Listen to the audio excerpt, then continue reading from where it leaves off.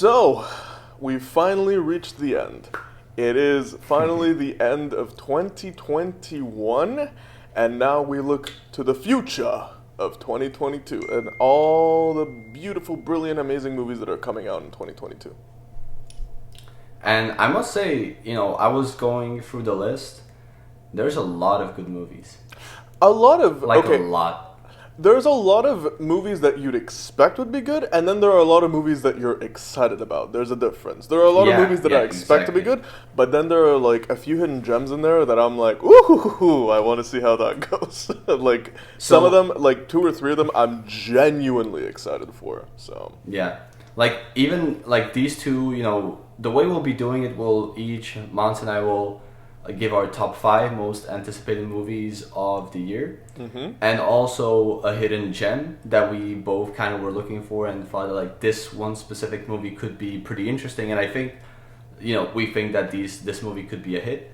But neither of these films for me personally are in the hidden gem category, but if you I'd say one of them for me is actually genuinely a hidden gem, so we'll see about that. Well, yeah, but for me, I was looking at the releases, and already just January we have Morbius. Let's say these movies for me are not in the hidden gems, but I just want to say example. Just January alone has Morbius.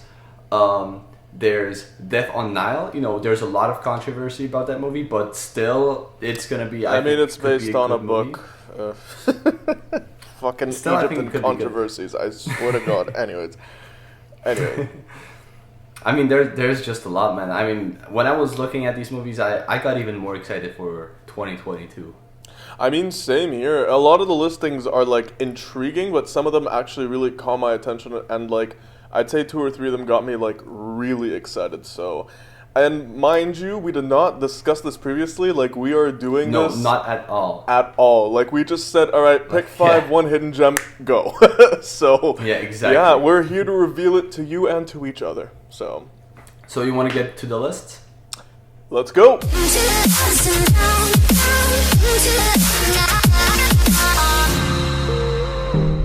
Hello, and welcome to the 14th and final episode of The Movie Buffs for this year. I'm your host, Mansoor. And I'm Yerka. So this is pretty much our first episode we're doing this way. As you see, we have a whole new setup for the screen as well. So we'll be both saying our top 5 most anticipated movies as well as a hidden gem. So we just decided to do this. Yeah, we just decided to do this as a fun little end of year thing, since at this point, we're all gonna go on vacation, we're all gonna have a good time, so might as well just release a little something to keep you anticipating for next year and what we might be talking about next year. But yeah, sorry. Go ahead. So I was just thinking, let's get into the list, and I feel like we should leave the hidden gem for last. What do you think? No, I agree. Okay, perfect. So I have my list prepared. Should I start? All right. Do you want to go 5-5-4-4, or do you want to go 5-4-3-2-1, 5-4-3-2-1? Let's go 5-5 and then 4-4. All right. Okay. Go for it. So for me, I'll just say one little movie that I really think should be on my list, but just didn't make it. Is because the honorable mention.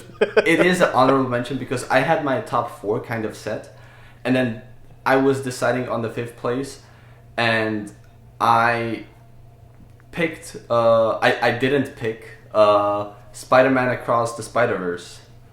Oh, you didn't? So okay. I didn't. So that movie is going to be at number 6. But the movie I picked instead is in my top 5. So number 5 is Jurassic World Dominion for me. All right. Okay. Fair enough. So the reason why I'm picking this, because I feel like it's the final movie of the Jurassic World saga, and this time we end with the dinosaurs on the loose. They're not in the park. And I feel like this will be a legit, something new that Jurassic Park or World, neither of them have done. That they're truly in the wild, and what would it be like to live with dinosaurs? We of course have the original cast of the Jurassic Park returning, so I feel like this movie could be good. So I have one more thing. do you want to give potential scores? How high and how low these movies could be? Sure, we could do predictions and see how they compare. I mean, honestly, I feel like I'd give this a 5 because again, this is not my kind of movie, but I feel like it'd still be entertaining one way or another. I have like you can go with whatever you want, but I'll do like always 2 score. Like, what's the highest possible score I think you could get, and the lowest possible score. Highest. Okay, I feel like highest would be like maybe a 5.5. Lowest would be 3.5. So I feel like this movie for me could be a very solid 8, but it could be as terrible as a 4. 8. Wow, we're jumping to halves, man. Okay. This kind of a movie is, I feel like it's similar to kind of this Fast and Furious movies, what they've become now. Like, it could either be really good or really bad. Okay, I'm sorry. It can never be as bad as like how the fucking cliff dive of Fast and Furious. It can't be as bad as that, but like it's fluctuative. Like that's what you mean. It can fluctuate. Perfect word. Okay. So go ahead, tell me your 5. All right. So my honorable mention is Knives Out 2, because I really enjoyed Knives Out 1. Enjoyed Knives Out 1, and I'm curious to see where it goes next, considering that, like, it works as a story on its own, but I really want to see how it continues on with the cast of characters, especially with Daniel Craig, considering it's one of his favorite roles that he's done so far. So, fingers crossed. And I feel like, predicted, it could at lowest be a 6, highest it could be like a 7.5 or 8. So, considering first one I watched, it was a 7.5. So could. Okay. So yeah. What? I won't discuss Knives Out for now. Not to spoil anything. Oh no! What? So I get the feeling you're setting me up just to knock me down now. So we'll see. Should I move on to my number 4, or do you want to go number 4 now? We just gave no. I just gave my honorable mention, not my number 5. Shoot. Ooh, that was my honorable number. It's cool. My fault. My number 5. My number 5, because like I just want to see how much of a decent or shit-wreck movie it's gonna be, is The Batman. Yeah. That's I feel like my number 5. This movie, I'll straight up say this movie is not in my top 5 because personally I'm just not a big fan of Robert Pattinson as Batman. I feel like it's gonna be weird. We'll see how it goes. But I'm curious. Yeah, I'm very curious too. But I feel like from the trailers and Paul Dano especially as the Riddler, I see a lot of potential. Like this has 10 level potential. I think. Not a 10. Like I feel like. Worst case scenario, I'd say this movie could go down to a 4. Best case scenario, I'd say this movie can go up to like a 7, 7.5. It could break my expectations completely either way, but like just to be realistic and like to stay in a pocket, I'm saying 4 to 7.5. What about you? I feel like this movie could be a 10. At lowest, it could be a 4. Fair enough. Okay. For me personally. All right. Number 4. Go. So my number 4 is Thor: Love and Thunder. My reasoning for this is just because I loved what Taika Waititi did with Ragnarok. I feel like he'll have a bigger budget, more leverage from Marvel, and I think we'll get even more Taika Waititi-esque Thor. I'd love that. Yeah, no. Has the high potential, of being even a better movie. So I feel like this could be like a 8-9 movie, at worst a 6 for me. So I completely agree, but especially like with I'm sure Taika Waititi would be given a lot more freedom with this movie, and I feel like it could be really, really fucking good. So like as you just said, yeah, I agree. Lowest is 6, highest like an 8.5 or a 9 even. So we'll see about that though. Perfect, man. All right, my number 4 is John Wick Chapter 4. Ooh, interesting. Yeah, no, dude. I mean, as much as much as I may come off as a cinema snob, like, you can't hate the John Wick movies, especially with how it left off at 3. I'm curious to see where they take it next. I really am. Plus, the cast that they gathered for this movie, and what Chad Stahelski has managed to do with the world building. I mean, this isn't no ordinary, just kind of mafia. Oh, not at all. Like like the world that they managed to build from John Wick 2 to John Wick 3 is it's really intriguing. It's insane. It's truly insane. So I'm curious to see where they take it. From going from great martial arts movies, like they genuinely are great movies now. Oh yeah, in my opinion. Yeah, no, like they're genuinely like really good movies that I like to enjoy, sit back, relax, and eat popcorn to. Like I'm not saying we're watching fucking Kubrick, but like I still love them for what they are. Like they are really fun action movies with like good stories and like really fucking good like world building. So. I mean, yep. Honestly, lowest 6, highest 7.5, or 8 even, for this. Okay, we'll maybe get back to that maybe shortly. So, it's still coming up on the list for you. All right. Number 3. You're fucking ruining my list, man. So I mean, you're the one who's hinting at it. I ain't saying shit, man. I know. So my number 3 is a movie that I hope will get in 2022. Mm-hmm. There is a release date, but this movie has moved many times, and we've been waiting for it for a very long time. Mm-hmm. Is Avatar 2. Avatar 2. It's not in my top 5. Honestly, at this point, like, you can't really top the original, in my opinion, especially in that case. But I'm intrigued. I'm intrigued, but I'm not. If you've been on the Disney ride, which is very weird to say, but I feel like oddly fucking specific. But anyways, you were saying they have a pretty cool ride in Animal Kingdom in Orlando, and just the world building and how they kind of visualize that. Visual effects, of course, have come very far from 2010. Even though Avatar was groundbreaking at the time, I mean it's not bad now. It still holds up really well now compared to most movies that use CGI now. Yeah.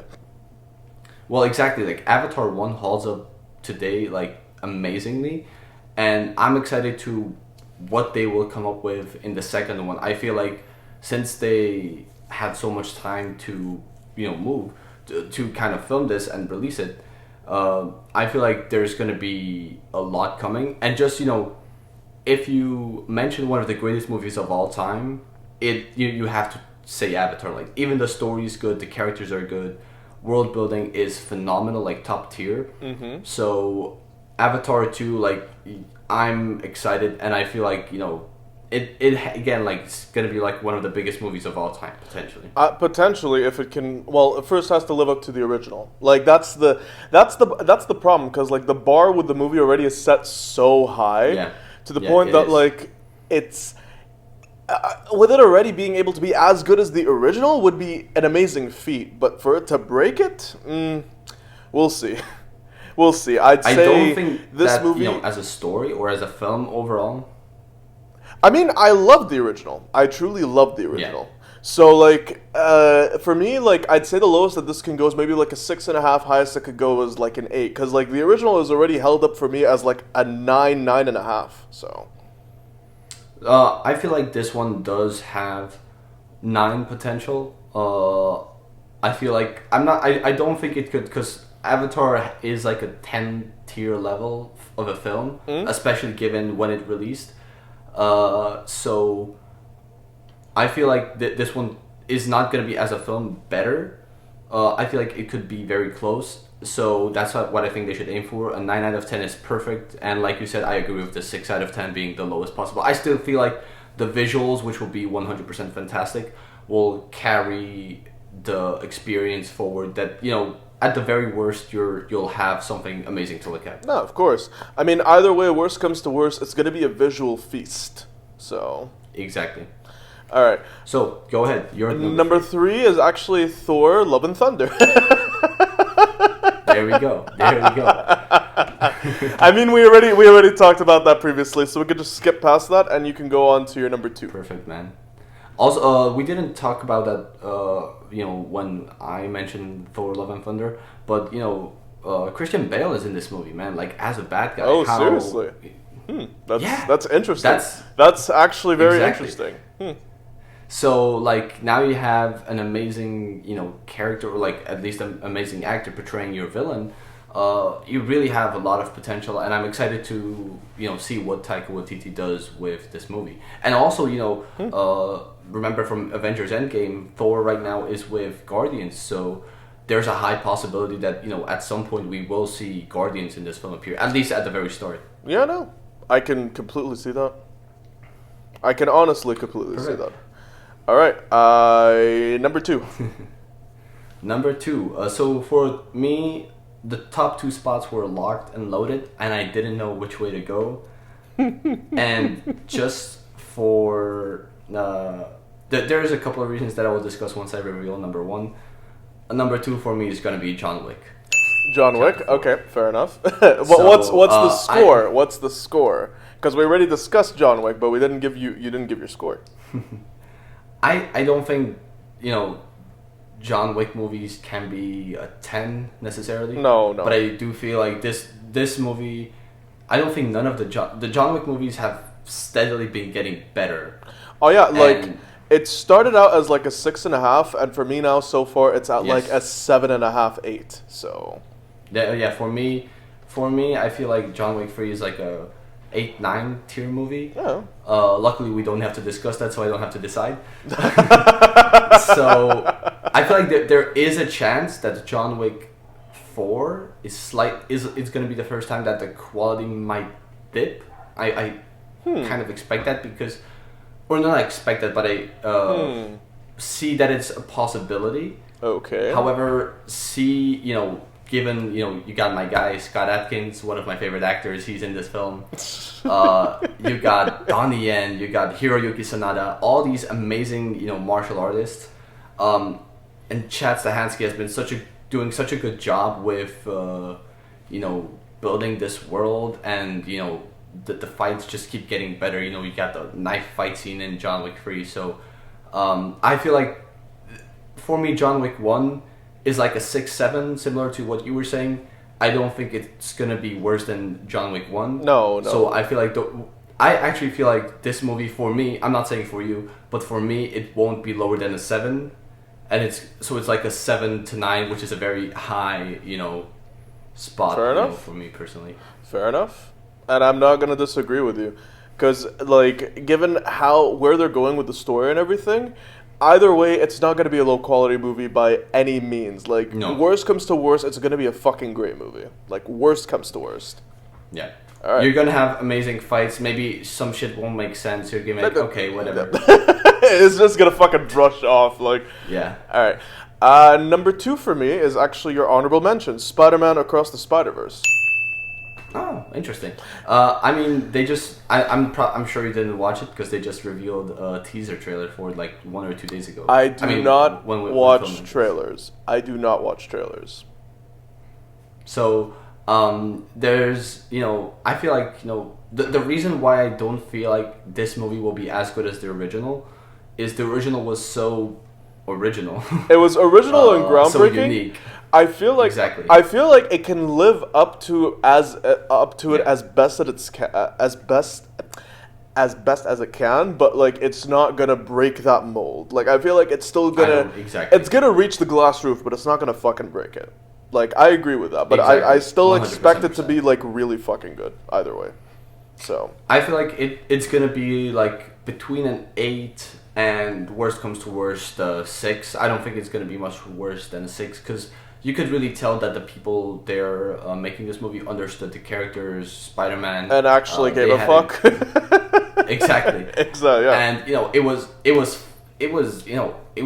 just the animation style and what they go with. It's fun, unique. It kind of pops at you from the screen. You're really kind of it's just a fun time watching Spider-Verse. So I'm excited for that one too. Like you were saying, like for me, it's barely in my top 5, so I'm still very excited. All right. Okay. Number one. Number one. So you kind of talked about it already. For me, it's Knives Out 2. Ah, okay. So we kind of give a little twiddle hint. Okay, good.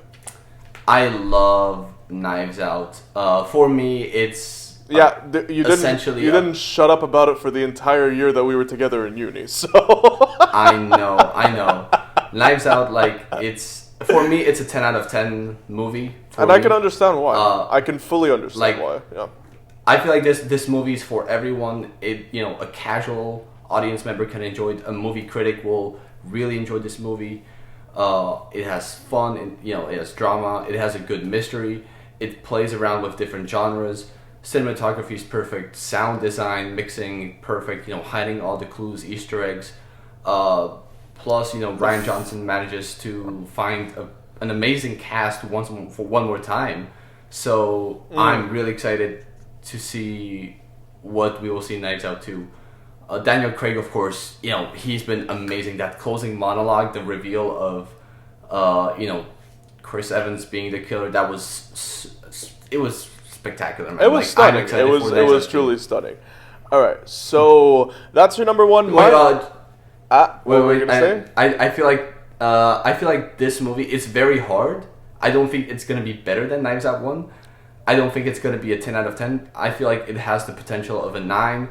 But could be as low as a 6. So at best, reaching the barrier but not breaking it. Okay, fair enough. I don't think it will reach Knives Out 1, and I still think it's gonna be really good. So for me, it's gonna be. It'll be stretching. Yeah. It'll be stretching. Okay. Yeah. All right. Okay. So my number one is actually Number one. It's Killers of the Flower Moon by Martin Scorsese. Because I am a Scorsese guy. I've loved every single one of his movies. Lowest score I have ever given a Scorsese movie was a 7.5. 7.5. That's the lowest score I've given. Highest score I've ever given was a 10. So for me, he's one of those filmmakers you can never go wrong with. One of the rare ones where worst case scenario, it's great. Best case scenario, it's a fucking masterpiece. And he hasn't disappointed me so far. I love the story, I love the idea, I love the cast, and I am so fucking ready to see what he has in store. So, could you just tell me what is the premise and who's in the cast? Because I honestly I knew there was a Martin Scorsese movie coming, but I'm not a typical Martin Scorsese guy, so this isn't necessarily a movie for me. I love, movies like The Departed, and Shutter Island 2, but tell me, what can we expect in this film? Okay, so according to IMDb, its members of the Osage tribe in the United States are murdered under mysterious circumstances in the 1920s, sparking a major FBI investigation involving J. Edgar Hoover. And its cast is Jesse Plemons, Barry Corbin, and Leonardo DiCaprio. Of course. Okay, so I'm ready. I am fucking ready for this. And it has Robert De Niro, Brendan Fraser. Oof. We got a tight cast. We got actually a very, very tight cast. So that's look, for me personally, Martin Scorsese. That's just for me. Like, he's an awesome filmmaker. In terms of his style of filmmaking. But like the movie, like The Irishman, for me was a tad bit too long. So I don't think he'll hit it like that though. Like, I don't think he'll go for that. Like, I don't think he'll hit it like that. But that Scorsese, for me personally, is kind of hit and miss. But that's just for my taste. Sometimes he kind of stretches things out a bit too much. I'm not saying I would be bored or anything, but his films are not necessarily the movies for me. Sometimes I love his films. There are like I mentioned prior to this, there are some movies that I love. So I feel like it has a high potential of being an 8 for me personally. It could exceed that, but I expect like a high 8. And for me, lowest, based on the premise, I would say like a 5. Okay. For me personally, of course. No. I get it. Don't worry. You don't have to defend yourself, man. It's cool. I understand where you're coming. Dude, I know you well enough to understand your process of thought with that, so it's cool. Worst case scenario for me, lowest score I've ever given a Martin Scorsese movie is a 7.5. So I'd say 7.5. Highest would probably be like 9.5. So, but yeah, that's just perspective. And now to Hidden gems. Let's hear it. So for me, there's gonna be this little superhero movie coming out with Sylvester Stallone Little called superhero. Samaritan. Samaritan. So, yes, I heard of this. So I feel like the premise is interesting. Stallone is kind of this like old superhero that used to be in the city, and this boy finds him, and just from that premise, like Stallone being an old superhero, it has a potential to be very bad. It has like potential to be a fucking zero. But there's no such thing as a zero. Like the lowest you can go is a 1. 1 is like so fucking terrible it's hilarious. But yeah. Yeah, I feel like it could be terrible, this film, but I'm giving it a hidden gem. Like I feel like it could be fun. Like I love Stallone. He has now some experience with superhero movies from Guardians, the Suicide Squad, so he has the experience of working on these kind of bigger sets with superheroes and how that works.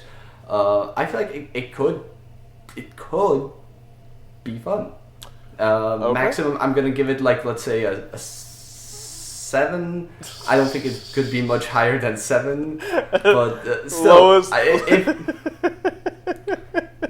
What's the lowest? Old Man still. Like I said, like I think this could be a 1. Like it could be terrible.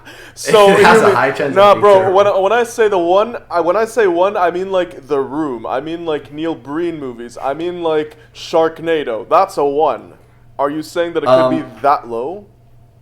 It could, man. Like Stallone being a superhero could be terrible. It could then be like unwatchable. So when you say hidden gem, you mean hidden gem in like the best and worst of ways, pretty much. Yes, yeah. Okay. Well, it's not a high. I don't think it has a very high budget.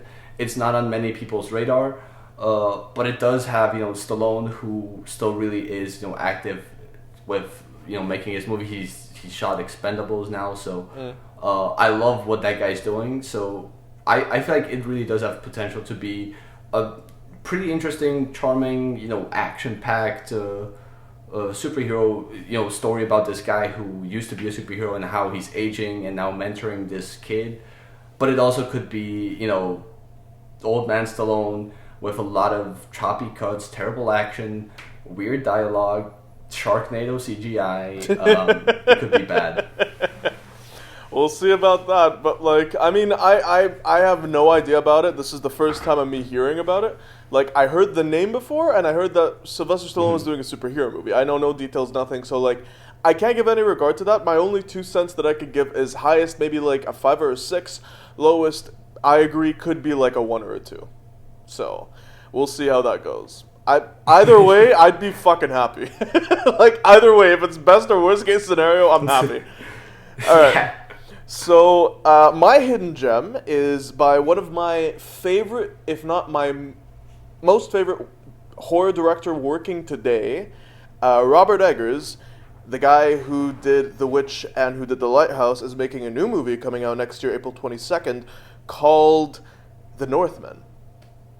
So I've definitely heard the title. Tell me about it. Okay, so it's an epic revenge thriller that explores how far a Viking prince will go to seek justice for his murdered father. It stars Alexander Skarsgård, Anya Taylor-Joy, one of the best actresses working today, and Nicole Kidman.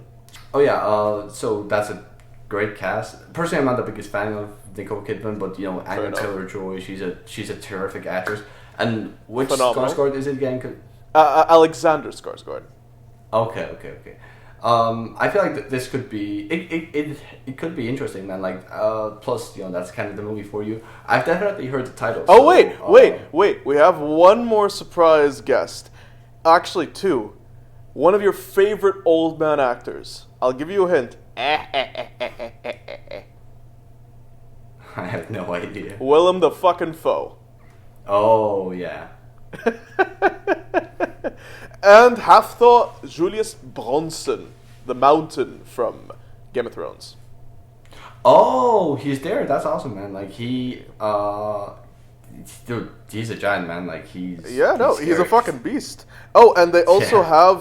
have Bjork. Funny enough. Oh, interesting. Well, Hello. look, it's. I Can was you hear saying, me? I was saying, and also they have Bjork in the movie. Oh yeah. I mean, of course, dude. This sounds like a total movie for you. So, Oh. I've heard the title too. All right. Well, I mean, for me personally, I feel like the lowest rated Roger Eggers movie, or Roger, where the fuck did I get Roger? Robert Eggers movie was honestly a 9, and the highest was a 10 so far. Ooh. So like, Ooh. no, The Witch was a 9.5, and The Lighthouse was just a perfect 10. Like out of first watch, out of the fucking cinema, I'm like, this is a masterpiece. Fuck what anyone else says. 10. So, I mean, I love him. I love him as a director. You I meant love his like, concept. I love his that- art, that- everything. So, yeah, I'm expecting great things of this. Lowest 8, highest 9.5 for this. So, we'll see. For me personally, I feel like, based on the premise, you kind of sold me. So I feel like it could be an 8 for me. But for me, like, not really my style 8, of film. best So case scenario. down like to a 5. Oh, But that's just 5. based on Oof. taste. Okay, Just based fair on enough, taste. Fair enough. But like the But premise, that's based on taste, dude. Like, but like the premise itself is very like it catches you.